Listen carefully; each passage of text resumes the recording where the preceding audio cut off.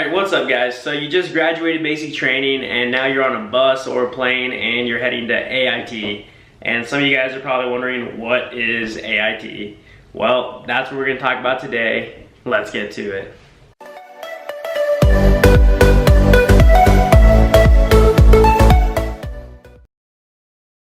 Alright guys, so welcome back to the channel. I'm Ben Allen, and in today's video we're going to be talking about AIT. And what that stands for is Advanced Individual Training. Pretty much the next step after you graduate from basic training. It's a little different for everyone, and in next week's video I'm going to be talking about my MOS specific AIT for 68 Whiskey, Combat Medic, Healthcare Specialist, whatever you want to call it. But in today's video, it's going to be just a general overview, not that long, of what to expect and how different it is compared to basic training. So jumping right in, right, you're on a bus or a plane going to wherever your AIT is, right, unless you're an OSUT or Combat Arms, right, they have OSUT, one station unit training. And so you'll pretty much stay where your basic training was, and you'll have the same drill sergeants and stuff like that. But other MOSs, they get to go to different bases, right, to conduct their training. And what AIT does is it pretty much teaches you how to do your job, like your MOS, like specific tasks.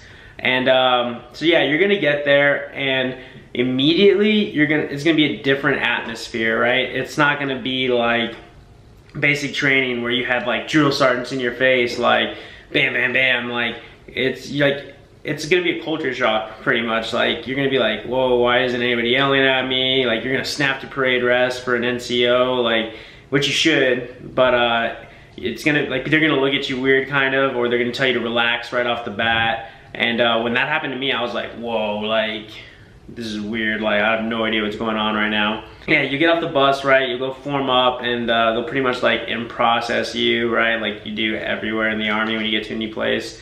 And you know, they give you your rooms, and that's a cool thing about AIT, right? You're gonna get like your own room pretty much. Some of them still have bays, but for the most part, you get a room with a roommate, you have your own bed, right? You have your own shower and stuff like that. So it's really cool. You get a little more privacy pretty much.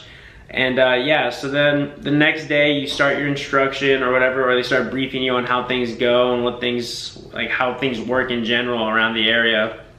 And they tell you like what you can do, what you can't do, where you can go, where you can't go, and pretty much lay out some ground rules, right? And like you'll be in formation, you'll be seeing like people talk and stuff, and you'll be like, yo, what's going on right now?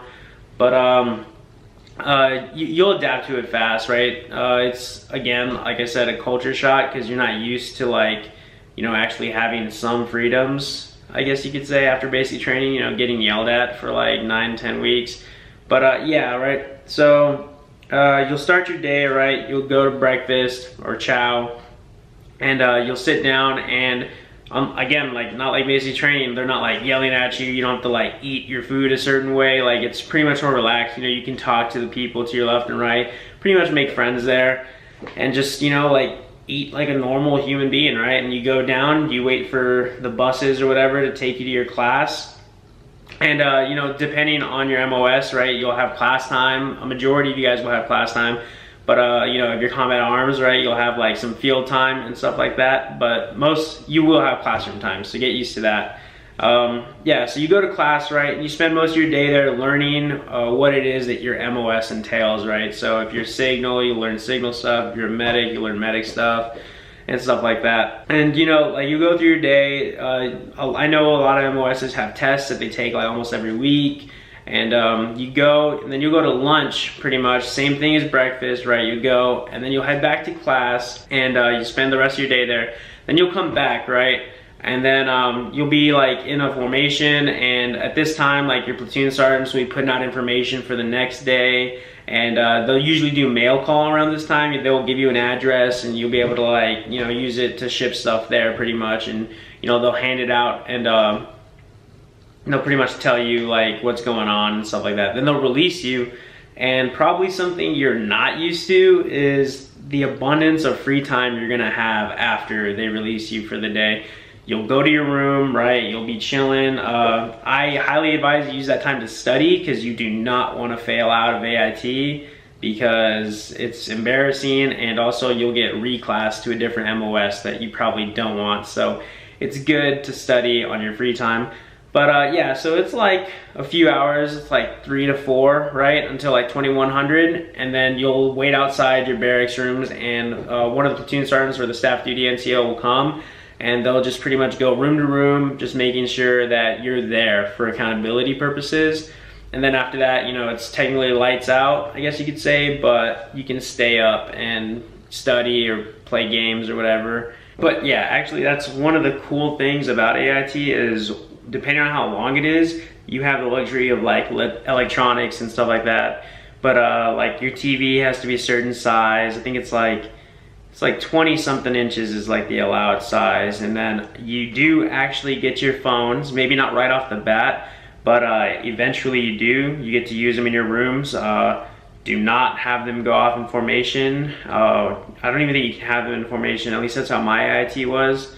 I'm not sure how others do it, but yeah. Good news is you'll get your phones and you'll get some electronics. I know I had my laptop and everything like that, and it was a breath of fresh air actually being able to like relax after class and just go on YouTube and watch videos or watch movies or just be able to text like my family or friends after a long day. So that's good, that's a plus. And one thing I forgot to mention earlier is PT. PT is still constant. Every morning you will be getting up, you'll be doing PT. You won't be getting up as early as basic training, but you'll still be getting up in the morning. And you know, PT is whatever your platoon sergeants have planned for you guys that day. You know, you'll finish it, you'll go back up to your rooms, you'll do personal hygiene, and then you'll get ready for your day that I explained earlier, right? Going to class, going to breakfast, going to chow, and then dinner and stuff like that. But yeah, you get a lot more freedom pretty much, and it's great. Because you know, you're so used to basic training, you know, all like super strict, in your face, shark attacks, do this right, do this right. But AIT is a breath of fresh air. You get there and it's just simply amazing. And the way they reward you kind of is through phases. I don't know if all AITs do this, but mine did, and I know a few others do it. When you first get to AIT, you'll be phase 4, and pretty much you're restricted to like your battalion area pretty much, and you can't really like go off post or anything like that. If you do go somewhere on post, you have to be in uniform, right? You have to have a battle buddy or at least 2 battle buddies. So if you go to the PX, right, like you have to be wearing either this uniform or your PT uniform and like your PT belt. At least that's how they did it with us. And you're pretty restricted on what you can and can't do with it. You can't go to the gym right off the bat, like you have to earn it.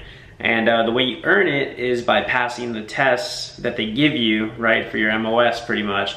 And it usually lasts about 3 weeks, is phase 4.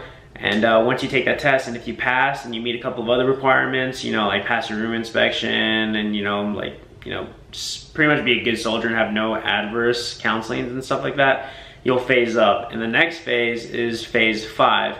And when we hit phase 5, it was awesome because, you know, you get to wear your civilian clothes. And this was the day where everybody was like, just like showing out their first outfit, like the first day of school pretty much.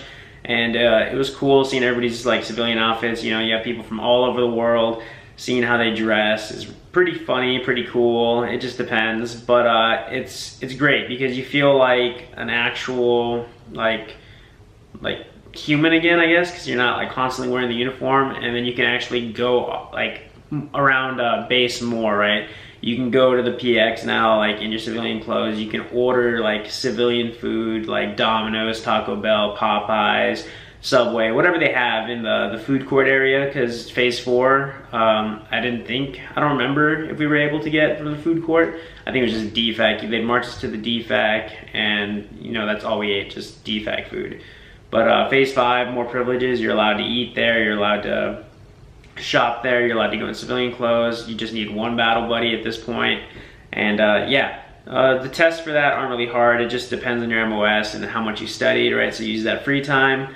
And then there's one more phase after phase 5, and that's phase 5 plus. Like if you want this one. This one, the only thing that pretty much changes with this one is instead of being restricted to the post, you're actually able to go off post. So you can explore the town that you're in or the city you're in and actually like go to the mall and stuff, go to the movies with your battle buddies, your friends. And it's awesome because you're off post, you're having a blast, you know, like pretty much like on the weekends, you know, you can go out, go to a water park if you want, you know, go to the mall, just spend the day doing what you want off post, exploring. And that's cool. You get to do it in civilian clothes. You still need a battle buddy though, so make sure you have that. And just make sure you're back by the like the bed check formation pretty much. So like they'll have like a formation around like 18 it was for us. We had to be back by like 6 and formed up, and they read off your names, make sure you were there, and then you go to your room pretty much, and then, you know, go to sleep, and then wake up, and then start your week all over again. PT, classes, you know, all that stuff. But it's really fun. It's a good experience. AIT is where you learn your job, and you bond with other people because, you know, those are your people. Like, they're the same MOS as you. You probably see them later on down in your military career, and it's a great time. Like, just learn to, some of it's gonna suck, some of it's gonna not suck, but just learn to embrace it and you'll be good. And also comment down below where your AIT is gonna be at and what you're most excited for about it. The privileges, you know, actually learning your MOS, stuff like that. But that's pretty much the end of this video. I know it's shorter than usual because it was just kind of like a broad topic, right? Like, I wasn't going into my MOS specific AIT. It was just to like prepare you guys for a little bit for like what to expect, you know, like not as strict, you know, it's a little more relaxed and stuff like that. You actually be learning your job. But yeah, hope you guys like it. Make sure you guys like, comment, subscribe, and please share this video to all your friends. It really helps the channel grow and really helps those future soldiers get a better insight on what to expect when they join the actual Army. Again, comment down below where you want to go to AIT. I'll read them, and, you know, we'll just talk about it. But all right guys, I'll see you on the next one. Later.